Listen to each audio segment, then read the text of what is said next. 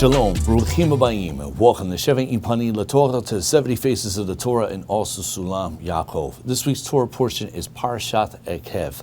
I've subtitled this teaching, Fulfilling Our Purpose. I mentioned in my previous studies, specifically in Parashat Devarim, as we began the Chumash Devarim, the book of Deuteronomy, that the first 11 chapters are considered actually words of Musar, words of actual ethical teaching that Moshe bestows upon the Jewish people as they get ready to prepare to enter into Eretz Israel. And so within that theme, we find some interesting subjects in this week's Torah portion. Specifically, we find a phrase that's repeated at least 6 times, which is not a coincidence. That phrase that we find repeated 6 times in this week's Torah portion is the phrase, Asher nishba la'avotecha, which means Hashem mentions what I have sworn to your fathers. And so this phrase, Asher nishba la'avotecha, seems to indicate that God will ensure that the Jewish people will inherit the land of Israel based upon his promise to Avraham, Yitzhak, and Yaakov. In fact, we read here at the very beginning of Parashat Eikev, Devarim 7:12, the Torah says, V'haya Eikev tishmi'un et hamishpatim ha'eli. And now the translation here says, the end, and I left there in brackets different translations of this phrase, V'haya Eikev tishmi'un. Some say this shall be, or and it will be, or some shall say it shall come to pass. But I have translated it as the end will be. And we're going to see what that means exactly, because the word Eikev for this week's Torah portion is very unique. And if you know Hebrew, Eikev is related to the Hebrew word Akev, which refers to the heel. It's where we get the name Yaakov from, Jacob from. And so we see here that the Torah is alluding that there will be an end result when it comes to obedience, tishme'un et hamishpatim, to the actual ordinances of the Torah, which then goes on to say, ha'eli ush marten va'asitem, that if you will observe them and also perform them, otam v'shamar Adonai Elohecha, and then the result of that is that Hashem, your God, will guard or will protect for you Lacha et habarit, the covenant ve'et hachesed of kindness, asher nishba la'avotecha, that he swore to your fathers, which is referring to Avraham, Yitzhak, and Yaakov. Now the phrase asher nishba la'avotecha, what it appears here is that it's a reaction to Israel's obedience to the Torah. And so within our first verse here, going back to this, V'haya Eikev tishmi'un et hamishpatim ha'eli ushmartem va'asitem otam. That means that the end result of you being obedient, of you listening, of you guarding, of you performing the mitzvot will lead to V'shamar Adonai Elohecha, Hashem your God, Lacha et habarit, okay, guarding or protecting the covenant, the et hachesed, and also the kindness, Asher nishba la'avotecha, that he swore to your fathers, so Avraham, Yitzhak, and Yaakov. Now it's very interesting because there's 2 different ways you can actually approach this week's Torah portion. In one way, it would seem that God is mentioning that he's going to uphold his promise to the fathers, but at the same time, he seems to be saying that, well, my ability to uphold the promise of the fathers is going to be contingent upon your obedience as their descendants to the mitzvot of the Torah. So how are we to properly understand what the Torah is saying? Well, if we delineate to the Or HaChaim and his commentary to this week's Torah portion, he brings down something interesting. Or HaChaim says here to Parashat Eikev, he says, when the Torah says, Lecha et habarit, and to you, the covenant, it would appear to me that only after Israel has fulfilled the Torah that God will keep his covenant with them. And he says this appears to be a stira, it appears to be a contradiction. For later on in our Torah portion, specifically in chapter 9, and we'll read that right after this, the Torah says that Israel's ability to enter the land is lo v'sikatecha. It's not based upon your righteousness that you are going to take possession of the lands, but because of the nations that dwell there, the 7 Canaanites nation specifically, because their wickedness. And therefore it says in order that God can keep the word Asher Nishba Adonai Avotecha, and which Hashem swore to your fathers. And that's once again a quotation there from Devarim 9:5. And the Or HaChaim then concludes, this teaches that God will keep his covenant even if the Jewish people did not prove to be righteous. Interesting. So even the Or HaChaim, he sees a stira, he says a contradiction within this week's Torah portion. If Israel's ability to inherit the land is based upon their obedience to the mitzvot, well, why does Hashem warn them later on in the Torah portion that the inheritance of the land is not based upon their obedience to the mitzvot, but rather Hashem's promise to the fathers? And let's take a look at this passage here in context, Devarim 9:4-6. Therefore the Torah says, El Tomar Bilvavecha, don't say in your heart when Hashem pushes them, okay, meaning the non-Jews, milifanecha, away from you, lemor, saying that it's besikati, that it's because of my righteousness that Hashem brings me to possess this land, and because of the wickedness of these nations that Hashem drive them away before you. Okay, don't say that. Don't say it's because you're righteous, and it's not because of their wickedness, is what the Torah is saying. Rather, Moshe then says, Lo v'sikatecha. No, it's not because of your righteousness, and also because of the uprightness of your heart that you are coming to possess the land. Rather, it's because solely of berishat hagoyim, because of the wickedness of these nations, does Hashem your God drive them away from before you, in order to establish Asher Nishba Adonai Avotecha, Avraham, Yitzchak, Yaakov, to establish the word that Hashem swore to your fathers, Avraham, Yitzchak, and also Yaakov. Now, what we gather from this is that there had to be some type of zikhut or merit in place with the descendants of Avraham, Yitzchak, and Yaakov, or else God would not have told Moshe, V'chaya ekev tishmiyun, et hamishpatim ha'eli ushmartem va'asitem otam, as it says in Deuteronomy 7:12, that the end result will be of your obedience to the commandments, of guarding them, observing them, etc. Well, why command Israel to observe something that cannot produce blessing in life, if no matter how much blessing in life they attempt to produce, it means nothing in relation to the actual promise of the fathers? Interesting. So we can continue here with the Or HaChaim. He expounds upon this a little bit more further. And he says that the words ekev tishmiu, the end will be of your obedience, of listening, are an assurance by Moshe to the people that in order to dispose the Canaanites and to inherit their land, that they did not need to rely on the oath God had sworn to Avraham. All they had to do was to keep God's mitzvot. And therefore God would then keep the covenant on account of the merits the people had acquired.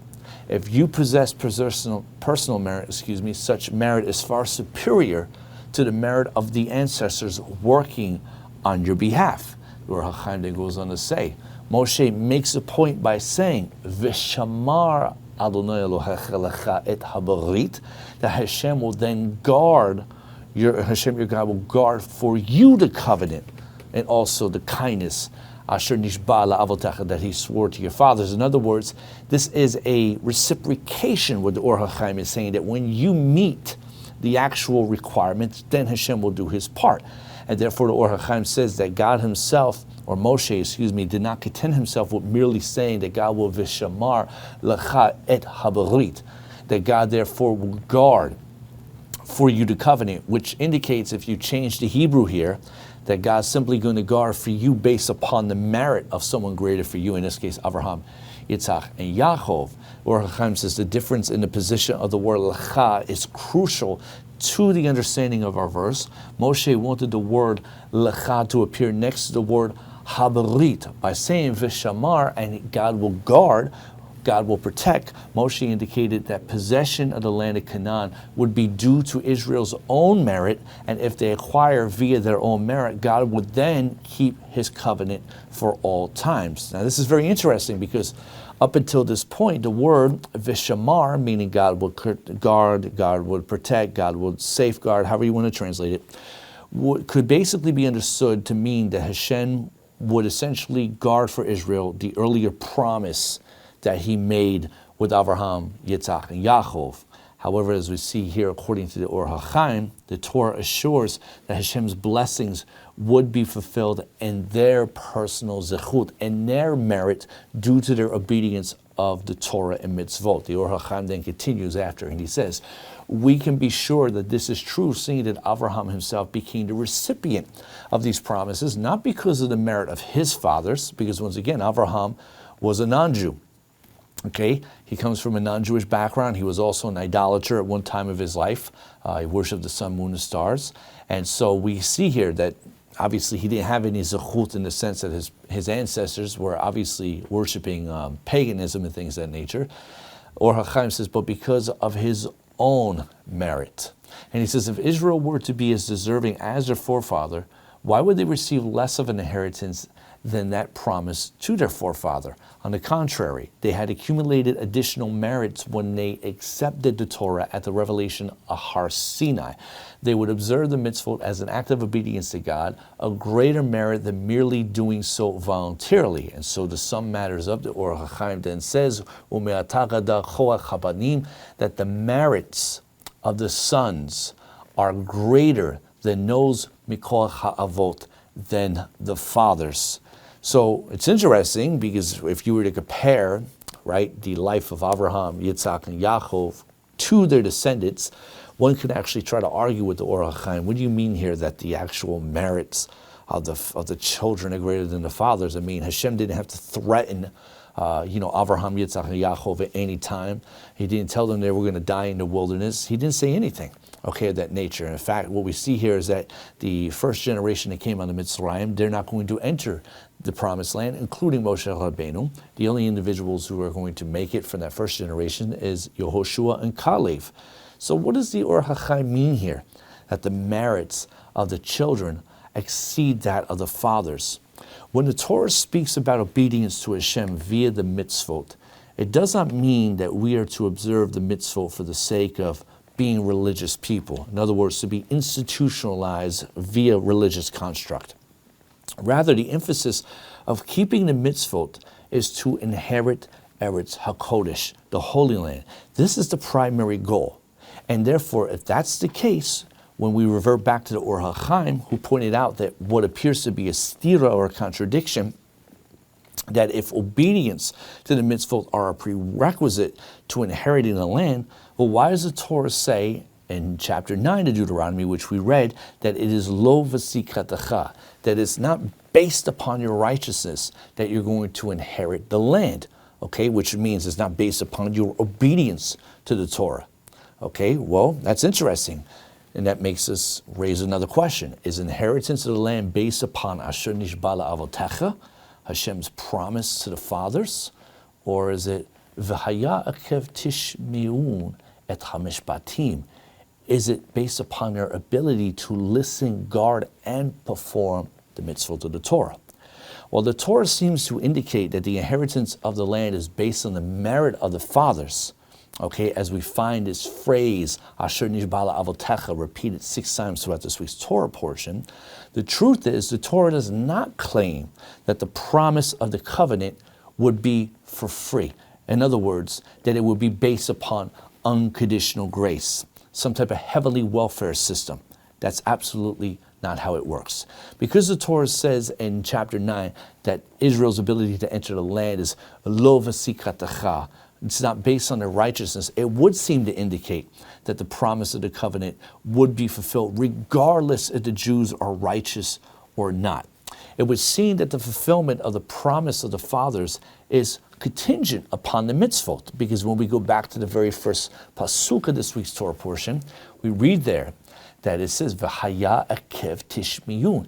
This shall be the reward, is how the Art Scroll translated. This will be the end result, as I originally translated, when you listen, okay, et hamishpatim, to these ordinances, also ha'eli ushmatem, and you will also perform them, okay, you guard them, and also va'asitem, otam, you perform them.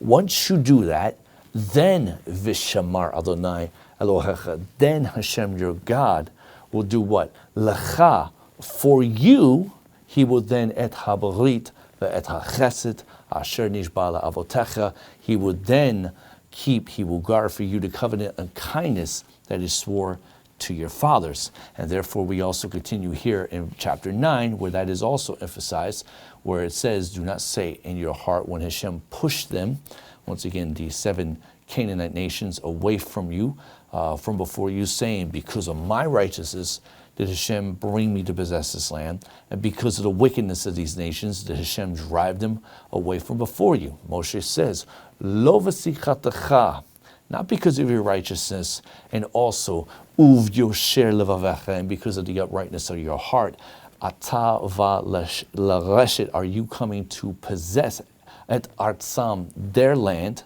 okay? But because of the wickedness of these nations, ha'eli Adonai Elohecha morisha mipanecha, does Hashem your God drive them away from before you, and also lema'an hakim et hadavar, to establish, to uphold that word asher nishba Adonai la'avotecha, that Hashem swore to your fathers, la'Avraham, leYitzchak, u'leYaakov, specifically to Abraham, Isaac, and also Jacob. Now, we just read that God will only keep the covenant if the Jewish people are obedient to his Torah. Now it seems that God is saying, well, it's because of, basically they're not obedient to the Torah. That's not the reason why we're doing it. Rather, I got to keep my word to Avraham, Yitzchak, and Yaakov. Well, okay, does Israel get the reward of the covenant because they deserve it? Or do they get the covenant despite the fact they don't deserve it? I mean, what's going on here? It seems to flip-flop here.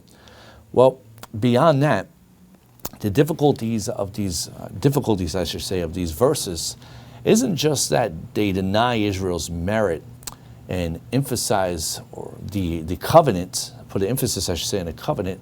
There's a whole different reason thrown in there as to why Israel will get to the land besides the actual covenant. And one of the primary reasons that the Torah focuses on here is because ki bereshat hagoyim, because of the wickedness of the 7 Canaanite nations. Okay, well that brings the third question up. Okay, does the people get the land because they deserve it, like the first verse indicates, Deuteronomy 7:12, or is it because Hashem swore asher nishba la'avotecha to the fathers, as is repeated 6 times over in this week's Torah portion? Or third, is it because of the wickedness of the Gentiles, specifically the 7 Canaanite nations? Which one is it? It has to be one. Well, to better understand how the covenant works and why Israel will ultimately get the land, we must understand the nature of the original covenant that Hashem made with Avraham. First and foremost, why did Hashem make a covenant with Avraham? When you look at Torah Shebektav, the written Torah, there's not a lot of information there. It's there, but you have to also rely upon the words of Chazal, the sages, that actually preserve a bulk of Abraham's background.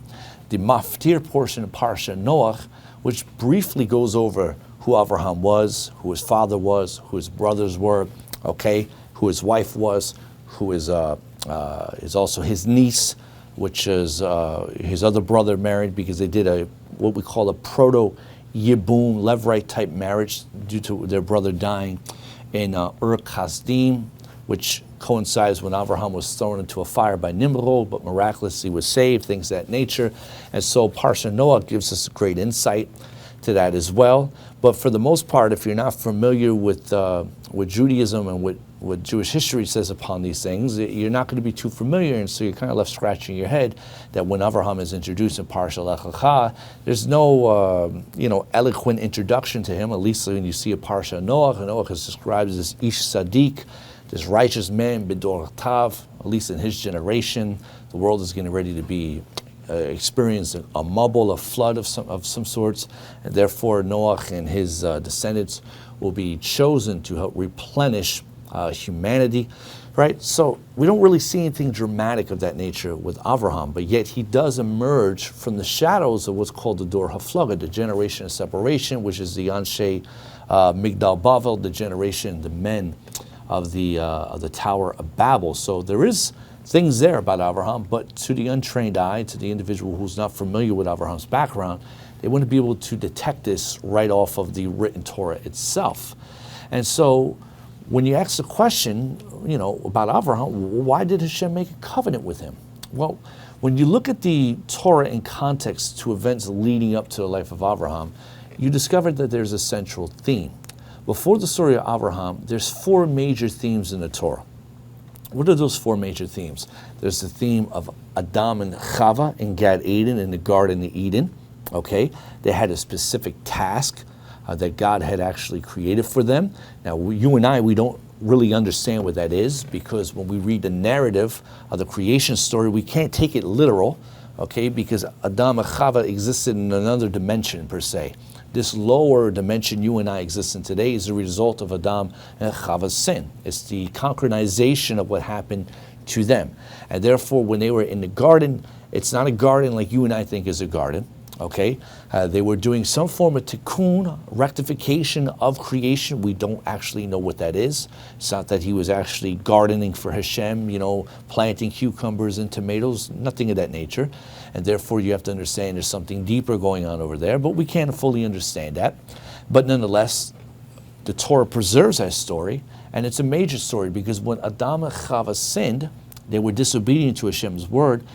They didn't just augment a small microscopic part of creation. They actually created a blemish throughout the entire creation. Parts of creation you and I can't comprehend, but they exist. And we're not just talking about the far side of the universe. We're talking about spiritual worlds. Okay, this blemish runs very deep. So from that story comes the story of Cain and Hevel, Cain and Abel, in which we see that Cain turns on his brother Abel and kills him because he was upset that his offering was not accepted before Hashem as his brother's was. And so from that story comes the actual Mabul, the flood, which takes place in the days of Noah. Of course, obviously leading up to that, you had the generation of Enosh, in which the descendants of Adam continued to move further away from Hashem, but that led up, that was the actual consummation, leading up to the destruction of humanity, which in those days lived far more longer than you and I today, almost to 1,000 years. Obviously, they would have looked at something, some superhuman power, super figures, superhero figures that we can actually look upon compared to the most healthiest humans in today's world. And so eventually the world entered into a great period of destruction, of cleansing took place. And not too long after that, when man started to repopulate the earth, we see that the next story is the Dor HaFlaga, the generation of separation with the Tower of Babel. And that story is not simply a bunch of people creating a skyscraper, because we have plenty of skyscrapers in the world today, beautiful skyscrapers that really reach high up into the actual, into the atmosphere. And, they're very nice buildings, but we don't see God striking down these skyscrapers because, they possess a threat to his domain in the heavenly world. Rather, there's something deeper going on there. In fact, the Torah mentions that the generation of man at that time, that they journeyed Mikedem. Now, Mikedem can mean from the east, they journeyed away from, but the sages understand Mikedem represents Kadmon, which means the ancient one, that these individuals decided to rebel against Hashem. In fact, the Torah tells us that they arrived at the plains of Shinar, which is associated with the territory of what we will call Iraq today. And there they actually found something which is associated with the original generation that was destroyed in the flood. What they actually found there, the Zohar mentions, was an ancient technology of the Nachash, of the serpent, and therefore they were determined to engage in a defense system in trying to fight against Hashem. And so when Hashem came down and he saw what they were doing, they were technically trying to create what you and I would recognize as a new world order.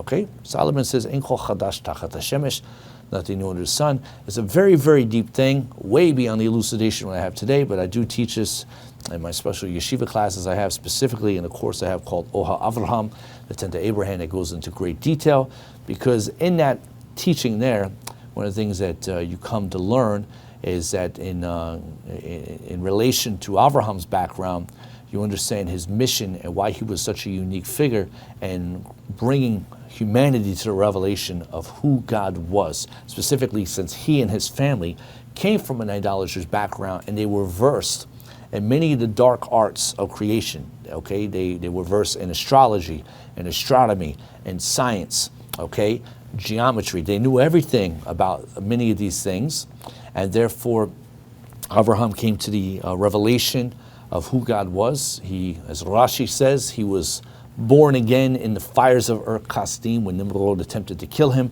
before approximately 900,000 people. Okay, however, his brother sadly perished because he was of a double mind. He didn't have enough faith in Avraham's God, and he perished right before the eyes of his father, as Parashat Noach says in the Maftir. He died literally, mamash, before his father's face, as his father was an individual who worked for Nimrod. So these are four major themes the Torah tells us right before Avraham. All these stories have one central theme. They emphasize a failure of mankind. Adam and Chava failed, Cain and Hevel failed, the Dor HaMabul failed, the Dor HaFlaga failed. They all failed, okay? At least in the Dor HaFlaga, they were trying to create a new world order. They were trying to create a universe, unified humanity, but it was for the wrong reason. And this is why Hashem was upset, and he had to actually decompartmentalize and fragmentize humanity into speaking different languages. And so man failed in each of these endeavors. And so it is against this background that the story of Avraham begins. Right after the story of the Migdal Babel, the Tower of Babel, God selects Avraham. And upon meeting Avraham, what does he say to him back in Parashat Lech Lecha? There in Genesis chapter 12, verse 2 to 3. God says, "Ve'esecha legoy gadol," and I will make you, I will literally produce you to a great nation. Now that's very interesting, okay? What does it mean, I will produce you?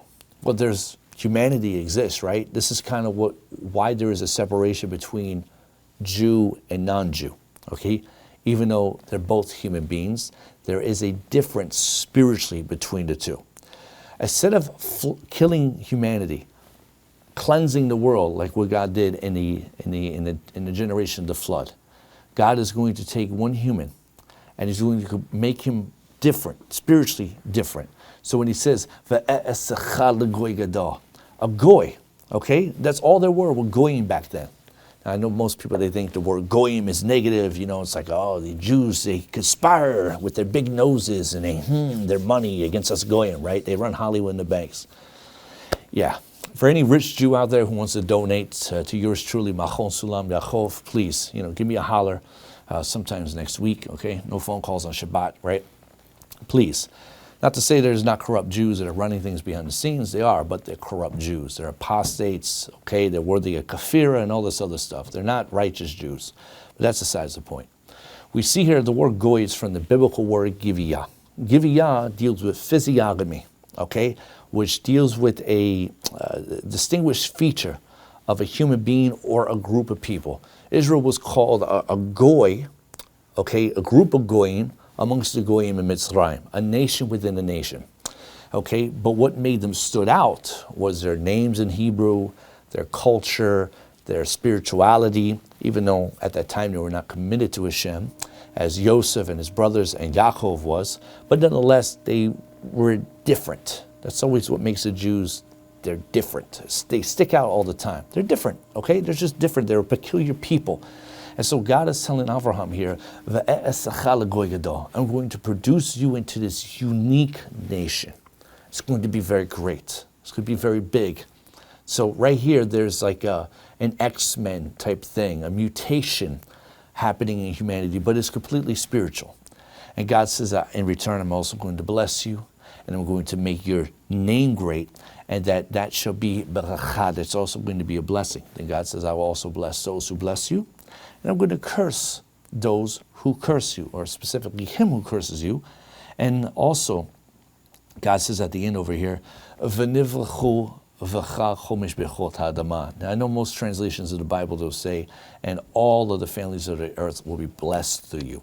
That's not 100% accurate in Hebrew, which is why my translation here, it says, and all the families of the earth shall graft themselves into you. The word that you see here, nivrachu, I don't have highlight yellow, nivrachu, comes from the root word, which deals with havarich, as it says in Masachet Yevamot, which means grafting, harkava, like genetic grafting, like grafting of plants.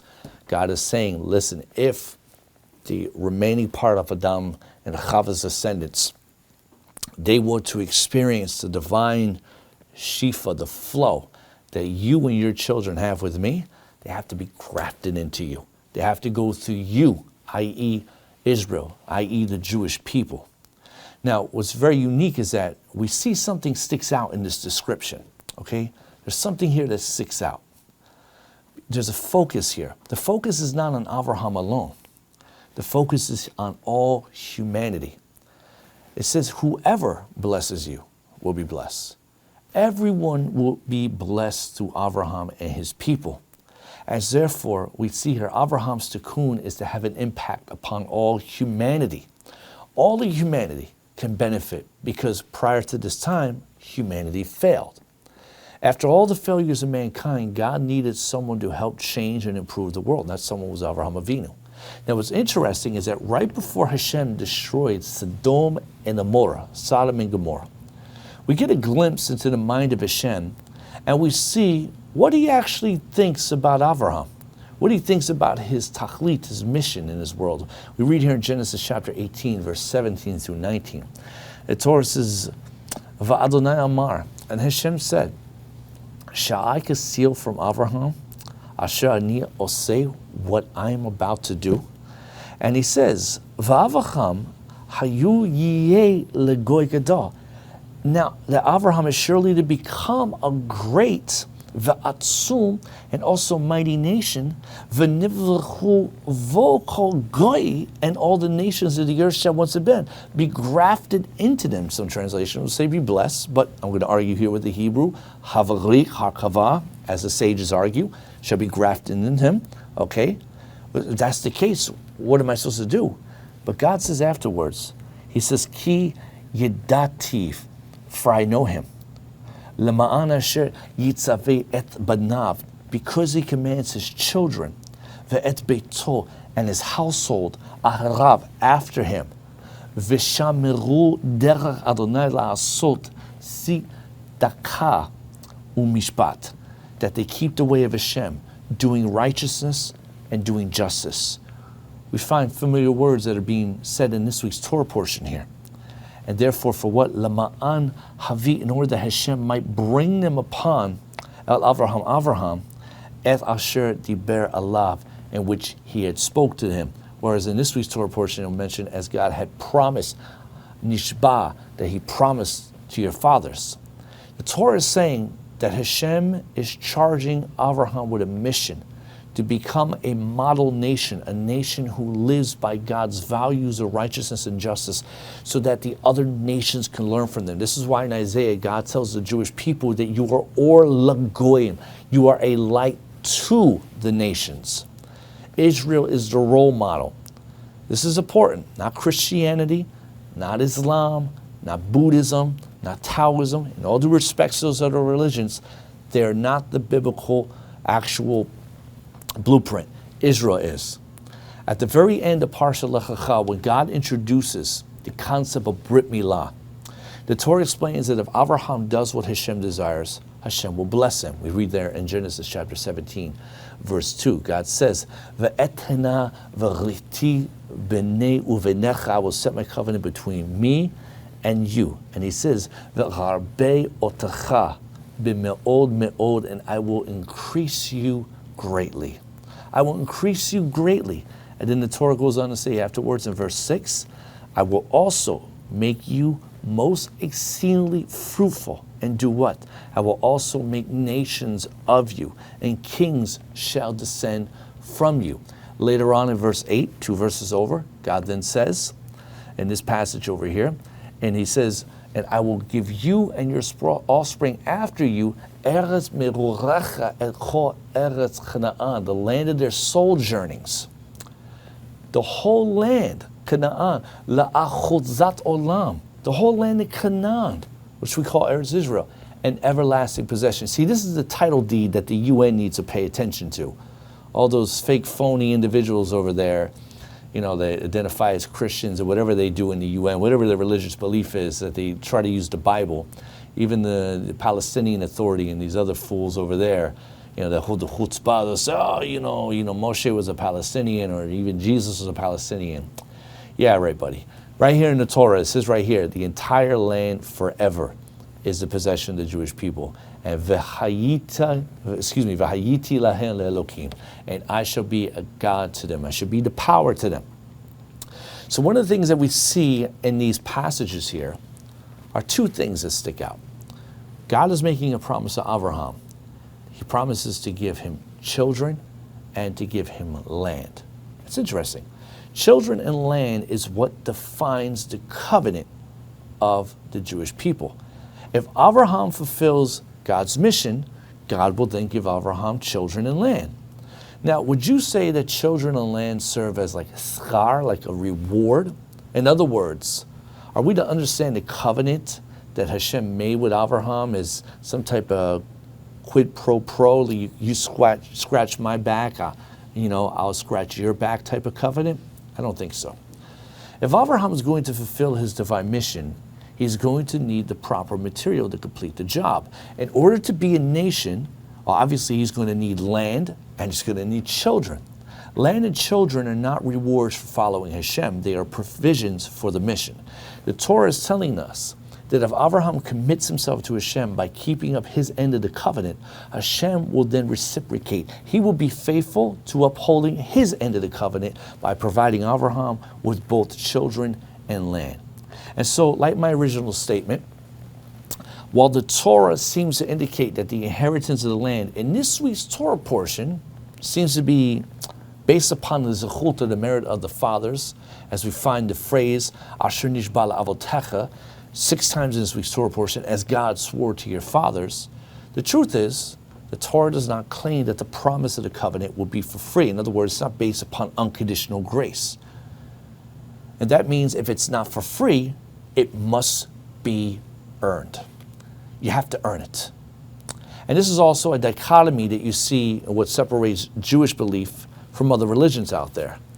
That you earn your share in Olam Haba. Every Jew is in a legal covenant with God. God judges them based upon their commitment of that covenant. One cannot, basically relinquish their claim, to the covenant and say someone else fulfills it for me, as Christianity says. That works for Christianity because of non-Jews who don't have a covenant with Hashem, and therefore they connect themselves to the zechut of Yeshua HaNotzri. But for every Jew has to actually earn his chelik, her chelik, their portion in the world to come. And so this means if Hashem was going to provide Avraham with the provisions he needed, Avraham was going to have to prove himself before Hashem.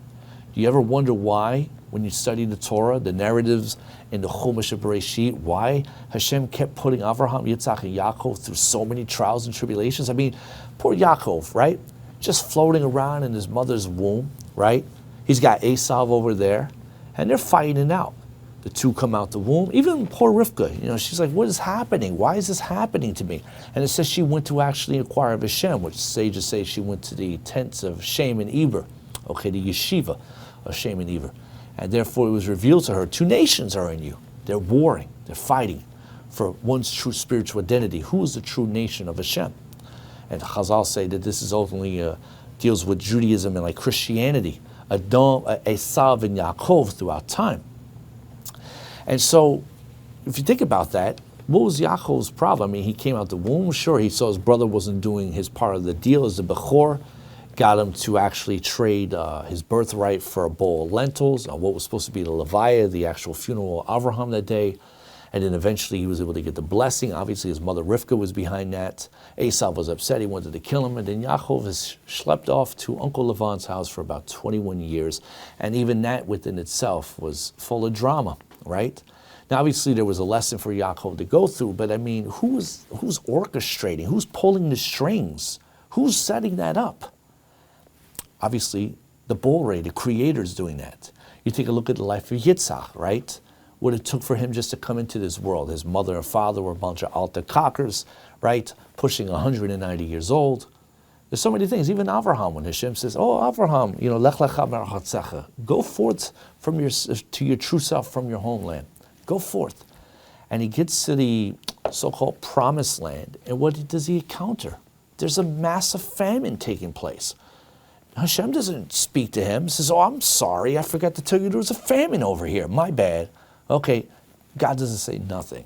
the Torah indicates that him and his beloved wife Sarah, they keep schlepping down into Mitzrayim. Now Avraham was familiar with Mitzrayim because, once again, if you're familiar with his background, as Chazal bring down, he was an individual who taught mathematics to the Mitzrayim, to the Egyptians, because from his northern Mesopotamia community where he came from, okay, which is in parts of northern Turkey today, not down in southern Mesopotamia as the academics teach, okay, like in your modern-day Al-Bashan, came from the north, okay.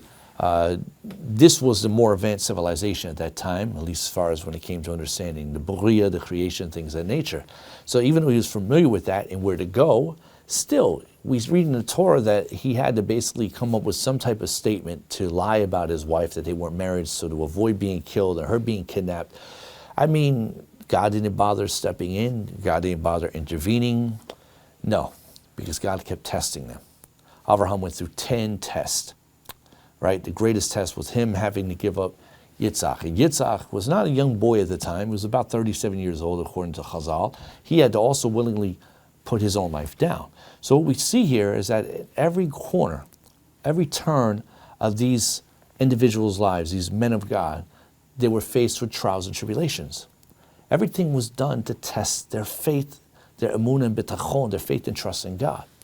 Abraham's faith would become the determining factor of being blessed with land and children. That's why sometimes when we go through things, we don't know why we're going through them. But if God has given you a vision, a purpose, you got to earn it. You have to prove it. And so the Torah tells us that Avraham and Sarah were barren. Right? Avraham is an Ish Emunah. He's a man of faith. He followed God for many, many years. Right? Think about it. He could have divorced his wife. Said, hey, she's not giving me children. I'm going to find someone else. And that's also a very powerful lesson within itself in understanding the story of Avraham from the end of Parashat Noach, which is for another time. But nonetheless, we know that through that time, God constantly comes through to Avraham saying, listen, your descendants are going to be like Kochavei Hashemayim, like the stars of the heavens. It's going to be like the sand of the sea. Tells him this over and over and over. Later on in Parashat Vayera, we see that when Yitzhak is finally born, the beloved promised child, right, that he was waiting for, and now he needs also the promised land. God does what? God says, hey, Avraham, I need Yitzi back. I let you have him for a little while, but I need him back. Can I have him back? And there was the test of the Akedah. Now, I mean, seriously, imagine if you were Avraham, right? You're 100 years old, you finally get your son, and, another 30-something years goes by. Yitzhak is 37 at the time of the Akedah, so you're 137, and Hashem tells you to bring him up like an olah. I mean, what do you do? I mean, do you doubt Hashem? Right? You could sit there and say, listen, you told me many years ago at 75, Lech lecha meratzecha, and I go to Eretz Israel and there's nothing there. It's a famine. And now you're going to tell me offer up Yitzhak? No, you already fooled me one time. I'm not going to fall for the third time here, or fourth time, or for how many times God tested Avraham. But the Torah says Avraham never protested. He kept his resolve, and he sought to do the will of his Father in heaven. And it's at this point that Avraham realized that the promise of a child, of generations of children, wasn't a reward that he deserved. It was an instrument given to him in order to accomplish a mission. If God decides he wants to use that instrument for another purpose, then what can you do? It's ultimately God's will that will prevail at the end of the day. And Avraham understood this, and therefore he was not reluctant to offer up his beloved son Yitzhak, that the Torah describes Yechidecha, that they were unified together. And so it's in the middle of the Akedah that Hashem sees the faith of Avraham.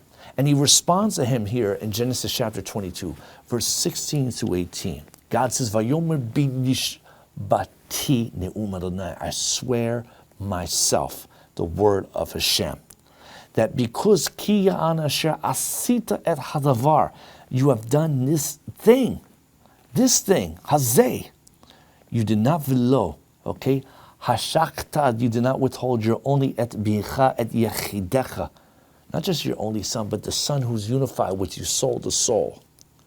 God says, ki varech, I'm going to bless you and increase your offspring. Just like what? Just like the actual Kochevei Hashemayim, like the stars of the heavens. And also, v'kacho asher el safat hayam, like the sands of the seashore. Just like what God told him back in Parashat Eikev, he was going to do it. Now he's going to do it because of this. Your offspring shall inherit the gates of its enemy. And all the nations of the earth, here's the promise again, that goes back to what he says in Genesis 12:3, and he mentioned it throughout the other passages of the Torah, that they will also, he says, nations will graft themselves into your offspring. Into your offspring. Why? Why? Ekev asher shemata bekoli, because you have listened to my voice. Avraham's faith proved to Hashem that he understood the two things that Hashem promised him, land and children, are gifts to complete his mission, not just merely a reward that is obtained inside this physical world. The Torah points out that Hashem finalized his promise to Avraham in a very fascinating way. Did you catch what I said there at the end of Hebrew? It sounds similar to this week's Torah portion. Take a look here at what's highlighted yellow in verse 18. God says that the nations of the earth, v'hit barachu v'za'acha, shall be grafted into your offspring. Kol goyi, all the nations shall graft into them. Ha'aretz, why? Ekev asher shamata bekoli, because you have listened to my voice.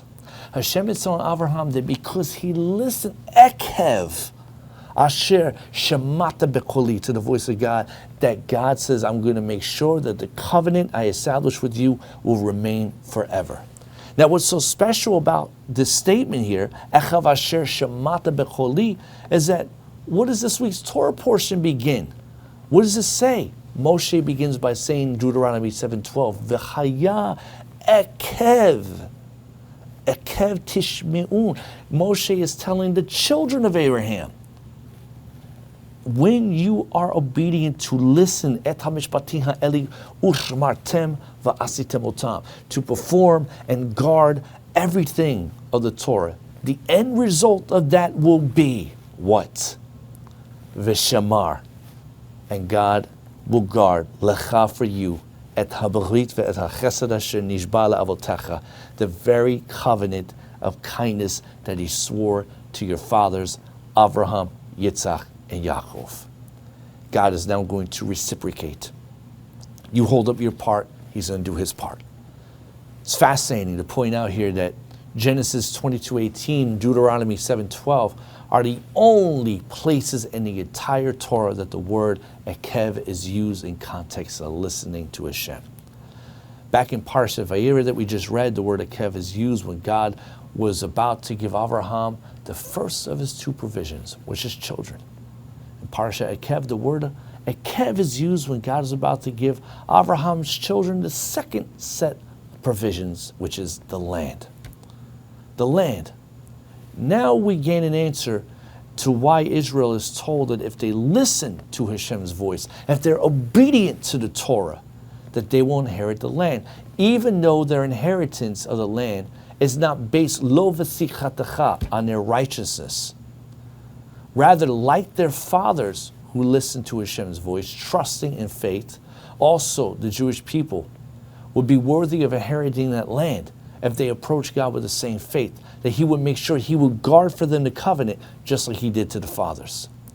The only contingency of Hashem keeping the covenant is Israel's faith in him. They have to have the same faith as their fathers have. That's the rules.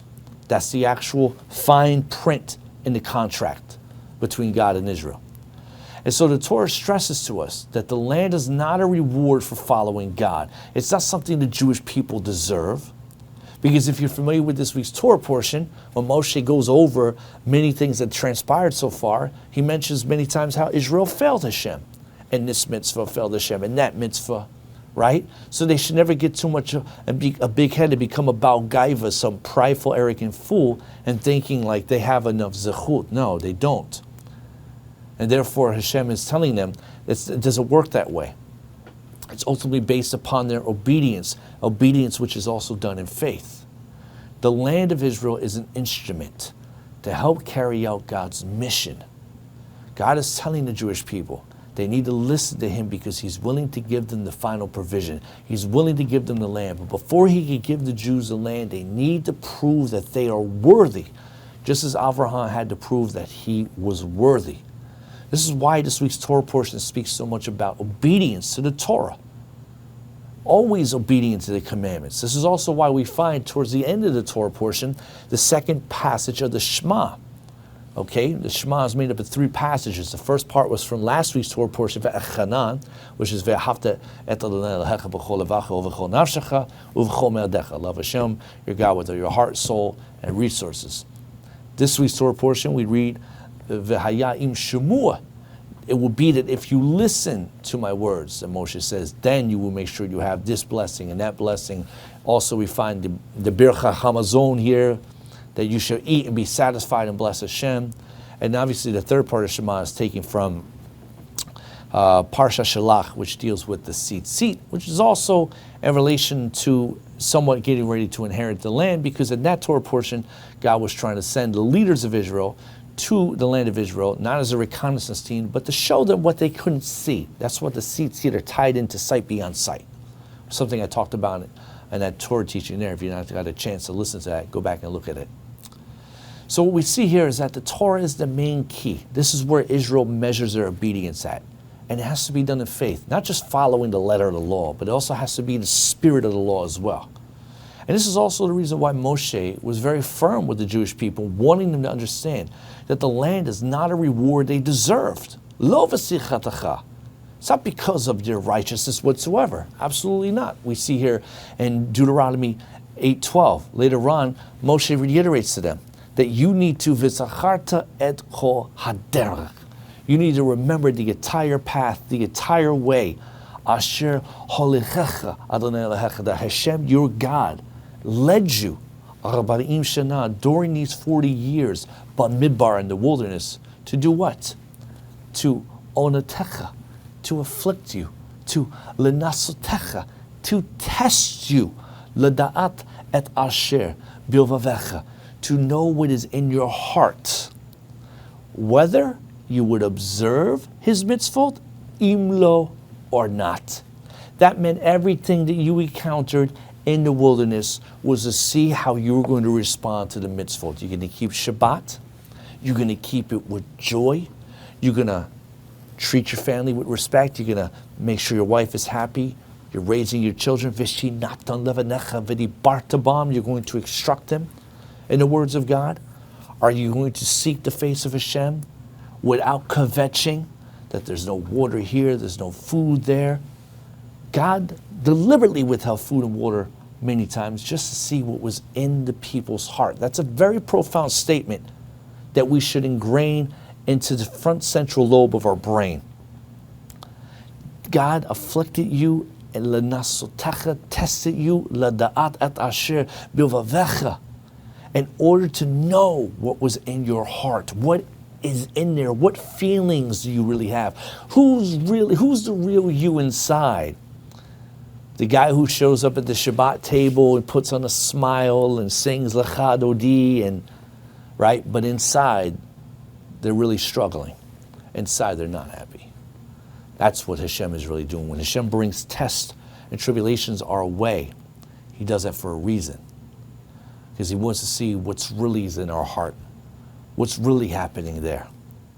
And therefore, God is not interested in religious folks. He's not interested in institutionalized religion. This is also why, when Israel failed to uphold their part of the contract in the land vomited the people out. Now, you could say, well, since 1948 of our time, Jewish people have returned to the land. True. Has Israel been a role model nation for the nations? Yes and no. Okay? It's both yes and no. Okay? There's things that we're seeing now that's happening in the land of Israel that a lot of people are disgusted with. There's things that's happening with the government people are disgusted with. There's things that's happening with the rabbinut that people are disgusted with. And therefore, Hashem is just going to heat things up a little bit more until the people actually return to him. Okay? It's not about having an exclusive Jewish country club in the Middle East. This is not what the land of Israel is for. And if Jews don't actually get with the program, and do the will of the Rabbonu Shalom, God will then be forced to have to actually do things on a drastic level. And no nation will be able to come to the aid of the Jewish people. Only their teshuvah is what's going to save their tuchus. Now what we see here in closing is something very important. A lot of us have certain callings in our life. We have a promised land to acquire. And obviously, for Israel, that promised land is the land of Israel. You can't super spiritualize the physical land. As great as America is, Canada is, and other parts around the world, the lands that we live in are nice. They can't actually compensate for Eretz HaKodesh. They just can't, okay? The Kedusha there is not like here. And so, but even within that, allegorically speaking, we also have a promised land, a fulfillment that we have to fulfill while we're in this world. But in order to fulfill that fulfillment, to be worthy of it, we have to prove ourselves. We have to earn it. And so a lot of times we are in the desert of life. We are in the Bamidbar. And in that wilderness of life, Hashem orchestrates. He engineers certain things that happen, things that are beyond our control. We don't know why this happened, why that happened. But God lets it happen in order for what, as the Torah says, to determine, to know, leda'at et asher bilvavecha, to know what is in our heart. He wants to see how we're going to respond. What's our attitude? Are we going to be grateful to Him? Or are we going to be miserable? We're going to be angry. We're going to be depressed. We're going to kvetch. We're going to blame people. We're going to blame the environment. Or do we accept everything on the condition that I don't know why this is happening, but it is the divine will, because it ain't Om Mavadal. There is no reality outside of Hashem. And therefore, this is the will of the Master. I have to accept His will. If we can develop that attitude, then we will find that Hashem will respond to us. Because guess what? The Torah testifies that when the fathers were actually faced with uncertainty and trials and tribulations beyond their control, they didn't kvetch one time. Maybe they did, but maybe it wasn't worth the Torah recording. Who knows? But nonetheless, they actually went through the tribulation and they trusted Hashem. They came out of the tribulation blessed. That's why you also see in this week's Torah portion, there is a focus Moses mentions about the physical blessing that's connected with Eretz HaKodesh. And this is where a lot of people get also mixed up and they get things confused and they think that everything's super spiritual, like I'm somewhat plugged into Hashem like some type of mystic or Trappist monk or someone living in the mountains like a recluse. No, the blessings of the Torah are very physical. Because when Avraham emerged from Mitzrayim, he had abundance of cattle. When the Jews left from Mitzrayim, they had an abundance of actual gold, of the resources they were blessed with when they left the land. And we see that every time Israel came from out of an exile, when their teshuvah was complete and met the satisfactory requirement to Hashem, they were also coming back blessed. Kings of certain nations would help bless them, send them back. That's what the Torah says the Geulah will be. The nations will help send Israel back with blessings. And therefore, those physical blessings are ideal of Israel keeping their part of the covenant. So a lot of people forget about that and they just think, oh, well, I'm supposed to live like some type of chassid. I live very poor and, I have everything in Olam Haba. Yes, there's schar, there's a reward in the world to come. But listen, Hashem cannot use individuals in this world if they're simply recluses living in the mountains or they're living completely impoverished. Therefore, God has to use us with our gifts and our talents, and we can be very successful and very instrumental for God in various fields. Abraham's instruments were children and land, but for him to get them, he had to prove himself worthy.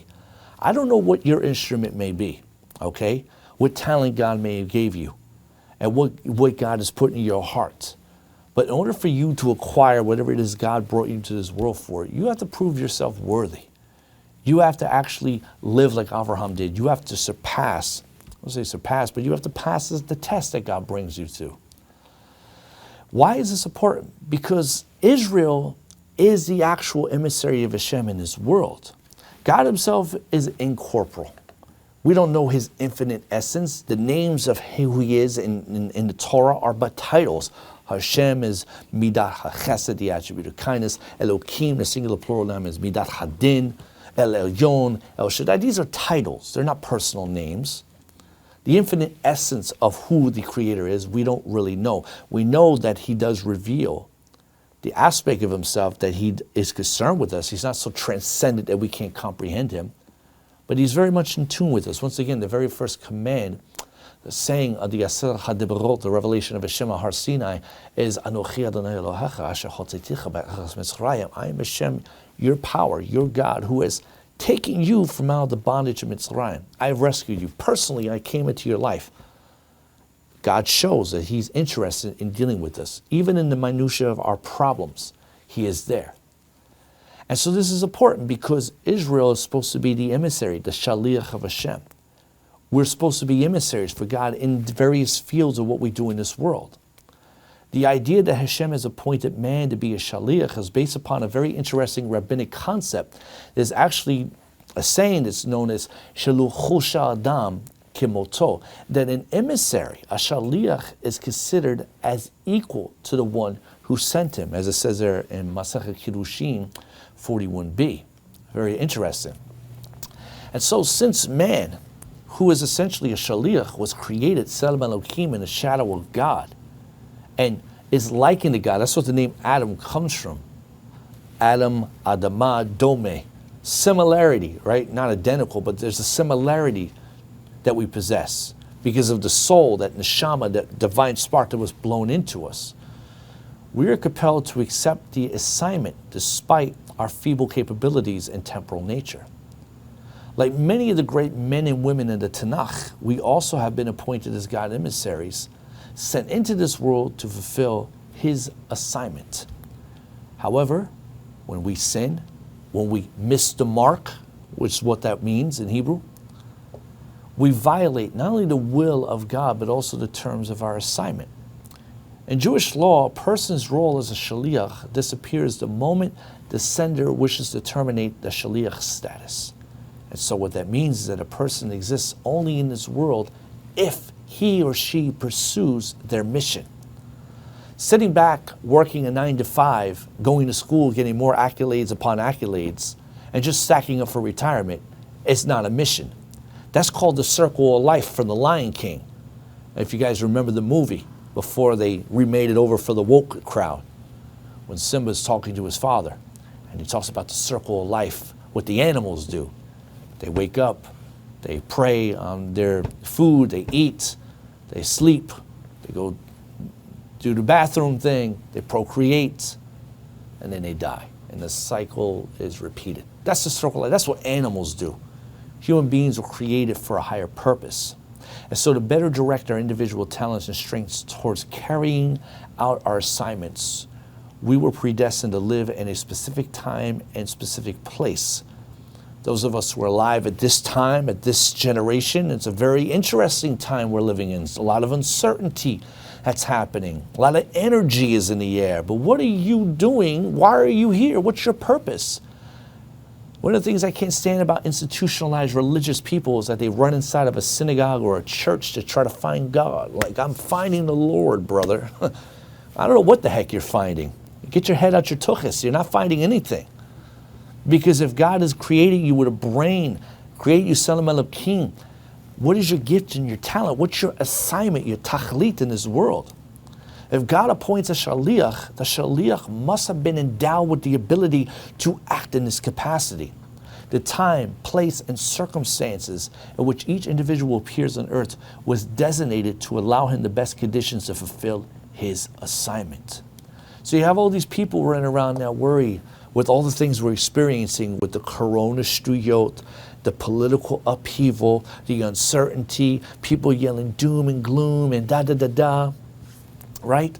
Well, I don't know, people are scared, they're fearful. Cowards is what that is. Spiritually cowards. Okay? We don't have pachad. We don't go by fear. Fear is a control factor. If you know how to use and weld right, you can make people line up like sheep. God places us at certain times in certain places because that's right for our purpose. When Avraham was brought into this world, into a family of idolatry. His father worked for Nimrod, and he challenged the system of idolatry, challenged his father, challenged Nimrod, in which Chazal tell us he was thrown into the fire of Ur Kasdim, and yet he didn't die. Avraham was chosen for that generation, the generation right in the shadows of the Migdal Bavel, the Tower of Babel, that new world order filled with all those characters back then. Maybe we're living in such a time right now. There's this attempted new world order. How many of these clowns have spoken through the airwaves in the past 20, 30, 40 years? We need a new world order. We need a new world order. Bring it on. Where are the children of Avraham? Where are the ones who are going to battle the system of idolatry? Who are going to be the ones who are going to stand up and challenge the system? Who are going to be consecrated and have enough emunah bitachon in HaKadosh Baruch Hu? Where are they at? Where are their gifts? Where are their talents? Or are they cowering away behind their 9-to-5 or their religious institution? Or they're basically trying to assimilate with the entertainment industry or whatever is happening in sports, that their ability of what they were created for goes undetected, because they're nothing more than a carbon copy clone riding the multicultural slave ship of life just to basically go to the grave as another name on a headstone that no one cares about. We have been sent into this world to fulfill a divine mission. In order for us to be worthy of that mission, we also have to prove ourselves worthy and earn it. Earn it in this world and earn it in the world to come. And so I hope, Chavarim, that this teaching is challenging you, shakes you up, wakes you up, inspires you, empowers you, whatever it needs to be done, okay, to help you understand your purpose in this world. And don't give me this shtuyot, Rabbi, I'm 70 years old. Who cares? Avraham was 75. Moshe returned back to Mitzrayim in 80. How is it that God always uses old people, right? They didn't use their senior citizen discount card, right? They didn't show up. There was none of that shtuyot. They didn't complain, oh, I got to go to retirement home. I should have did. None of that. Okay, none of that. And even Moshe felt inadequate to be the ro'eh, the shepherd of Israel, but yet he was effective. God used him. God used Avraham. God used many elderly people. It's never too late. Age is but a number. It's in the mind. You exist by vibrational frequency. You attract to you what you think upon. So repel the negative thinking. And if you're young, utilize your youth, because before you know it, you'll be an altar kacher. And so, Chavarim, this week's Torah portion presents to us a challenge, because as we get to the end of the Chumash of Devarim, we also come close to when Israel is crossing over to Eretz HaKodesh. And that is the goal, is to reach our promised land. Okay, to fulfill our purpose in this world and ultimately to establish our place in the world to come. And so may each and every one of you find your purpose, find a reason why God created you, utilize your gifts and talents for His sake, for His honor, and most importantly, have an impact upon humanity. Chavarim, if our organization, our ministry is a blessing to you, perfectly consider supporting us financially. We are a full-time organization specializing in outreach amongst Jews who are not observant of the Torah and mitzvot, and also amongst non-Jews who are interested in learning about the Torah. And so if you are led to donate, you can find the links to our website directly below this video, or you can give via PayPal. We're also currently finishing up on the last fundraiser at the time for our audio video equipment for our new Beit Knesset. So we greatly appreciate your financial support and also your prayers. And also, if you want to take advantage of our subscription services, you can do so over at 70facesoftorah.com. We have multiple different things available there, MP3s, videos. This is not just the Parashat HaShavua, the weekly Torah portion. There's other teachings like my commentary on Mesilat Yesharim, Ram calls Path of the Just, my in-depth video on the Besorah Mathai, which will be released in commentary form. There's other studies on there as well. If you have questions, you can send us an email. And speaking of commentary, if you want to take advantage of the pre-order for my commentary on Bereshit, you can do so as well at 70facesoftorah.com.